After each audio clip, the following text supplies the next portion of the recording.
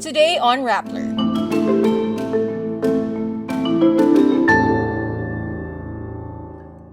Free bus rides under the Libreng Sakay program ends December 31. Hong Kong scraps its mandatory COVID-19 test for arriving international travelers. Former reporter Edu Punay is now officer in charge of the Social Welfare Department. Nadine Lustre starred The Leader dominates the 2022 Metro Manila Film Festival Awards, and K-pop group Treasure is coming back to Manila. Free bus rides for the EDSA carousel under the Libreng Sakay program will end on December 31. Starting 5 a.m. on January 1, 2023, fares will resume for the EDSA carousel route, which runs from Parañaque Integrated Terminal Exchange or PTEX to Monumento. This as the government announced plans to privatize the busway in 2023. The Libreng Sakay program was first implemented in November 2020. The program contracted 87 operators and 751 public utility buses to offer the public free rides.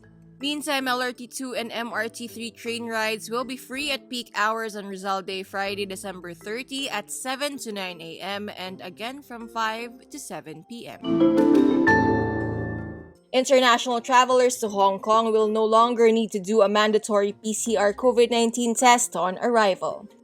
Local broadcaster TVB reports Wednesday, December 28, the city's vaccine pass required to enter most venues will also be scrapped. International passengers arriving in Hong Kong since mid-December are no longer subject to COVID-related restrictions. The announcement comes after the country's leader John Lee said on Saturday Hong Kong will reopen its borders with mainland China by mid-January. Hong Kong has for nearly 3 years largely followed China's lead in tackling COVID-19. Hong Kong and China lag behind the rest of the world in easing stringent COVID rules. Former broadsheet reporter and incumbent Social Welfare Undersecretary Edu Punay is chosen as DSWD officer in charge.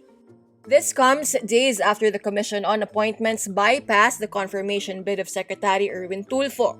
It's unclear whether Tulfo resigned or was not reappointed by President Ferdinand Marcos Jr.